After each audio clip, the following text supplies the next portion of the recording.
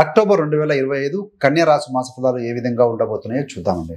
ముఖ్యంగా ఈ వీడియోలో ఏం చూడబోతున్నాయి అంటే విద్యార్థులకు ఏ విధంగా ఉంటుంది, ఉద్యోగస్తులకి, గవర్నమెంట్ ఉద్యోగులకి, ప్రైవేట్ ఉద్యోగులకి, వ్యాపారులకి, గృహిణులకి, వృద్ధులకి, ఈ యొక్క ప్రేమ సంబంధమైన విషయాలు, రాజకీయ నాయకులకి, రైతులకి, కోర్టు సంబంధమైన విషయాలు, ఆరోగ్యం, సోషల్ మీడియాలో ఎలా ఉంటుంది, ఆర్థిక స్థితి ఏ విధంగా ఉంటుంది, చివరి రెమెడీస్ ఇవన్నీ కూడా చూద్దామండి.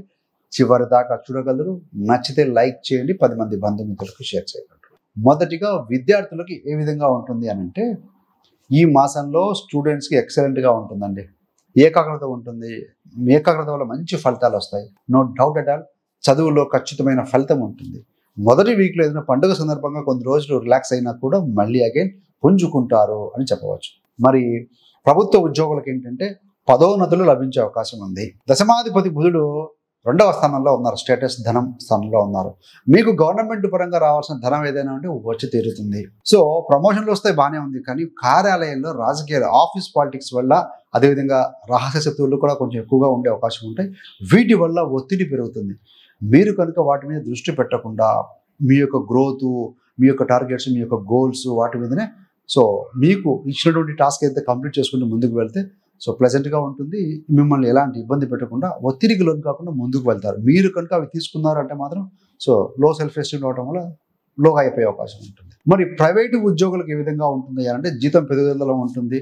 పదోన్నతి, ప్రమోషన్ కూడా అవకాశాలు కనపడుతూ ఉన్నాయి. అక్టోబరు మరియు నవంబర్ తర్వాత ఉద్యోగంలో బదిలీ లేదంటే కొత్త ఉద్యోగ అవకాశాలు కూడా కనబడుతూ ఉన్నాయి. మరికొంతమందికి వారి యొక్క బాస్ ఎవరైతే ఉంటారో వారి మార్పు కూడా జరిగే అవకాశం ఉంది. మరి వ్యాపారుల విషయంలో ఏంటంటే 7వ స్థానాధిపతి ఎవరయ్యా అంటే గురుడు. 10, 11 స్థానాల్లో ఉన్నారు. కంఫర్టబుల్గా ఉన్నారు.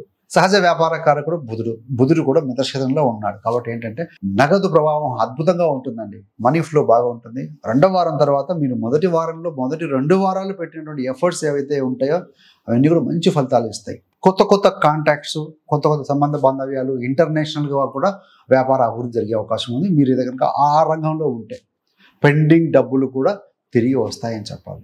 గురుడు లాభంలో ఉన్నాడు. డబ్బులు ఇచ్చిపోవడమే, డబ్బులు వస్తాయి కూడా. కానీ మీకు వ్యాపారంలో మిడిల్ లెవెల్లో ఉంటారు కదా సిబ్బంది, మధ్యస్థాయి సిబ్బంది సహకారం కొంచెం తక్కువగా ఉంటుంది. జలస్ ఉండే అవకాశం ఉంటుంది. మరి గృహిణులకు చూసాం ఎలా ఉంటుంది అని అంటే ఇంట్లో అంటే స్త్రీలకి, గృహిణులకి మానసికంగా ఆందోళనగా ఉంటుందండి. కొంచెం మానసిక స్ట్రెస్ గురవుతారు. కానీ అన్నదమ్ములు, అక్క చెల్లెల యొక్క అనుబంధం ఉంటుంది. వారి యొక్క కూటమి అనేది మీకు మానసికంగా స్ట్రాంగ్నెస్ పెంచుతుంది. అనుబంధం పెంచే అవకాశం ఉంటుంది. సో లోపల ఎలా అయినా కొంచెం అనీజీగా ఉన్న అన్నదమ్ములు కలిసి ఉంటాం, అక్క చెల్లెలు కలిసి ఉంటాం అనేది మీకు మళ్ళీ బలం ఇస్తుంది అని చెప్పాలి.